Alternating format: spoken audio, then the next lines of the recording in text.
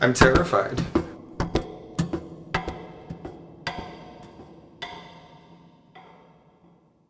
I was getting tested, and it was on a routine test that it came back positive. I wasn't expecting it at that moment.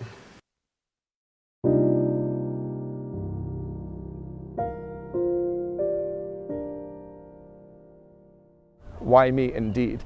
And I'm reminded of a colleague over the years who told me, why not you? Why should it be somebody else?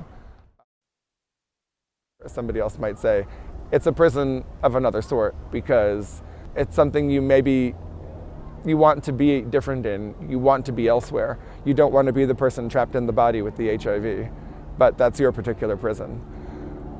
So, why not me?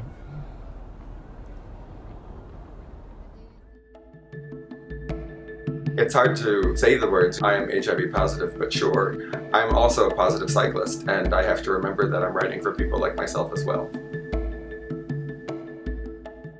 When I thought about HIV and AIDS as a reconciliation issue, and I saw all the other reconciliation work that the other NGOs were doing, I sort of put that experience together with the experience I had in California, realizing that, California has this great AIDS ride, and they do have a lot of, of course there's a lot of people with HIV and AIDS in California, but not nearly as many as there are in South Africa.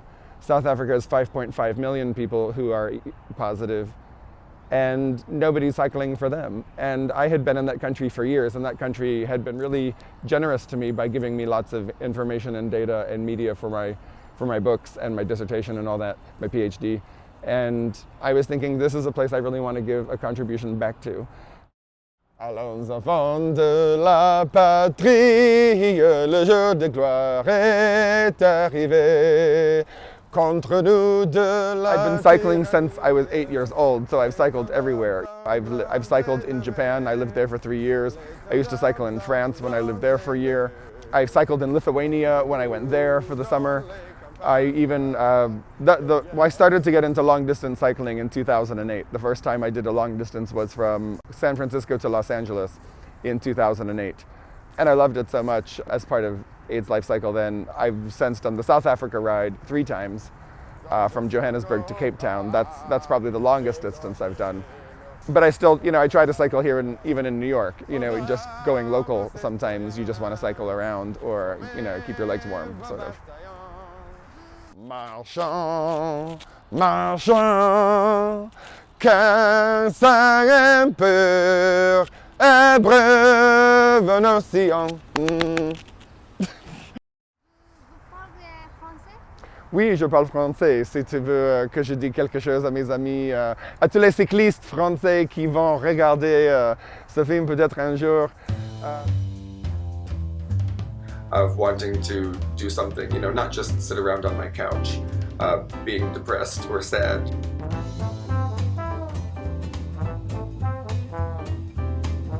I wanted to show people that you didn't just have to sit around and mope. You could get on a bicycle and do things like get across South Africa.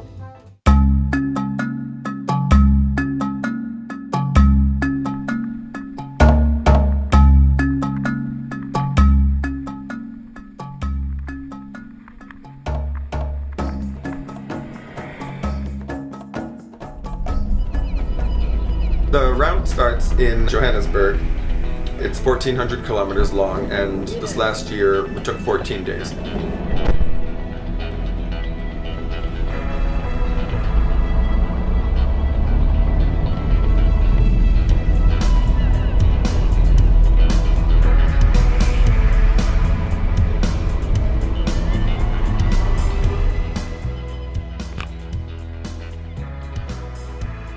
When you come out as gay, it's old hat. People are sort of saying, oh, well, that's great, good news, me too, my cousin or whatever. But with HIV, there is still that stigma. People are not yet that generous. So I understand there's almost a societal reticence towards interacting with the HIV positive.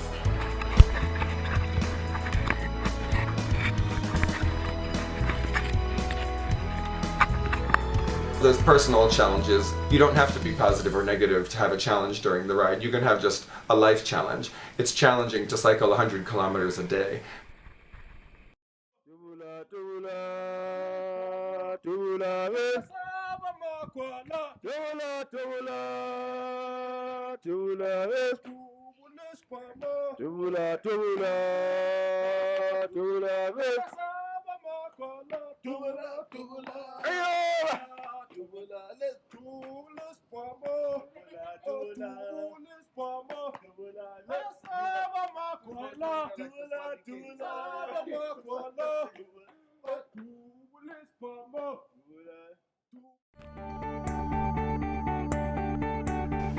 During the ride, we stop in about 16 towns along the way, and in each town we tried to stop at some educational site, so it's not the same everywhere. We've stopped at primary schools, universities.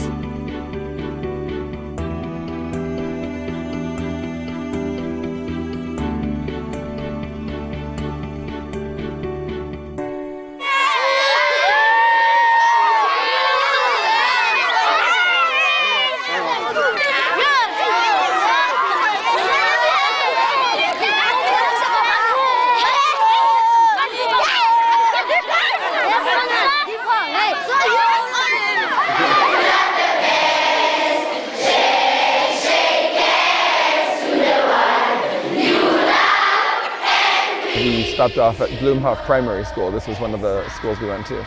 We try to go to high schools, junior high schools, universities and so on. But at Bloomhoff Primary, you walk into this cafeteria and there's like 1,000 students and everybody's staring at you and they're all eager. And you know, they're all 13 years old, 14 years old kids and so on. And some of them are just excited to have somebody from out of town or from New York that's come all the way from America to talk to them about God knows what.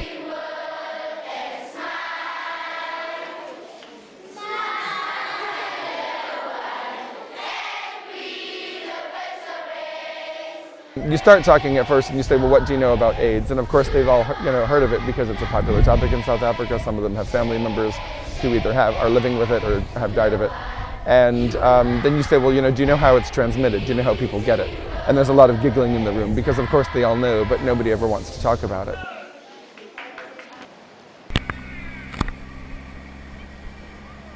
We know that there are children as young as 9, 10 years old who are having sex and having babies. So to wait around until these children are 18 years old to come up with an appropriate safe sex message is ridiculous. Harness that and say, sure, well, how do we get it through the penis? By putting a penis in a vagina, right? Or by putting a penis in an anus. And that's why we have to put condoms on penises, because that protects us from getting HIV and AIDS.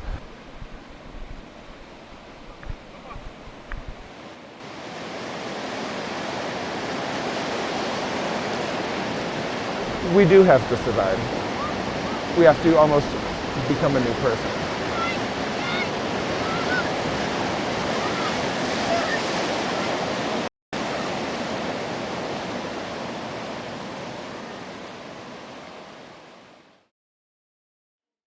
If you don't have HIV, great. Stay negative.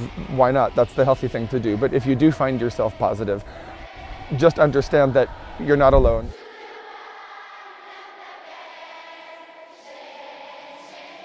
My dream would be that AIDS Ride South Africa could run itself. I mean, I like cycling South Africa, but I also know that at a certain point, I might not be here long enough. I mean, I'd like to be here for the end of HIV, the end of AIDS, but there have been a lot of people before me who have said the same thing.